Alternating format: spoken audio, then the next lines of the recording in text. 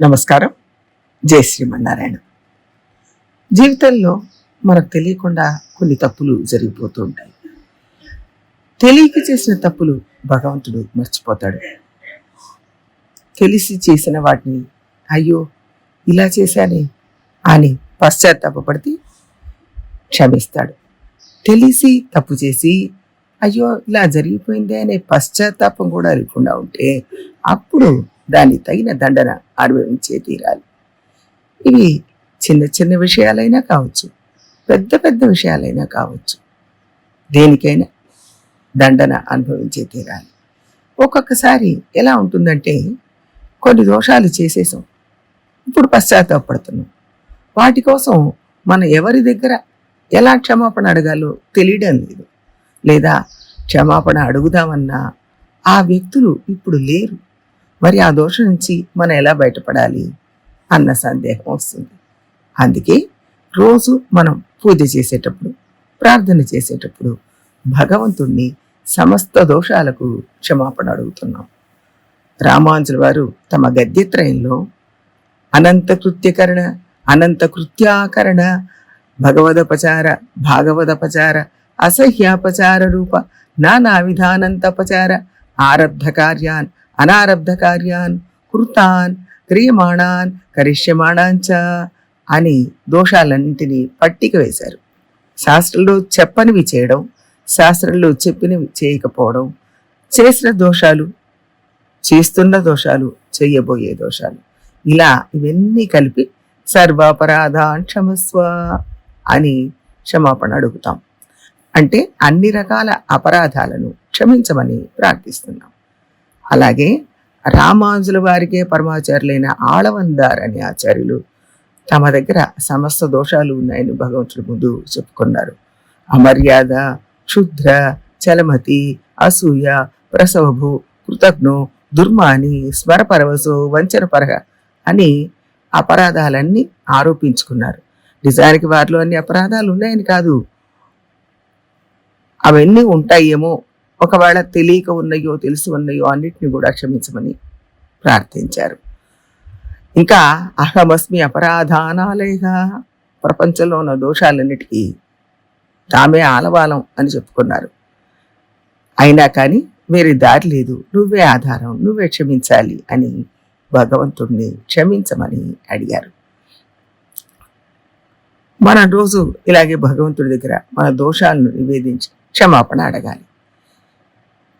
దేవాలయానికి వెళ్ళి ప్రార్థించాలి. మన దగ్గర దోషాలను ఉన్న వాటిని ఉన్నట్లు ఆయన దగ్గర చెప్పుకోవాలి. ఇగ్గో చూడకూడదు, సిగ్గుపడకుండా మన దోషాలు చెప్పాలి. భక్తుడు తన దోషాలను గ్రహించి భగవంతుడి ముందు స్పష్టంగా చెప్పాలి. దానికి క్షమాపణ ప్రార్థించాలి. ఇది మన గృహంలో చేయొచ్చు, ఏదైనా దేవాలయానికి వెళ్ళినప్పుడు అక్కడ చేయవచ్చు. మనకు కావాల్సిన కోరికలు అడగడం కోసం మాత్రమే మనం దేవాలయానికి వెళ్ళకూడదు. మనం చేసిన దోషాలన్నిటికీ క్షమాపణ అడగడం కోసం దేవాలయానికి వెళ్ళాలి. నిత్యం పూజ చేసే సమయంలో కొన్ని దోషాలు దొరుకుతుంటాయి. ఒకరు ఈ విధంగా అడిగారు, రోజు సాలగ్రామానికి ఆరాధన చేస్తున్నాను, నిన్న పొరపాటున తిరుమంజనం చేసేటప్పుడు చేతి నుంచి సాలగ్రామూర్తి జారిపోయారు, అయ్యో ఏం చేయాలి అని అడిగారు.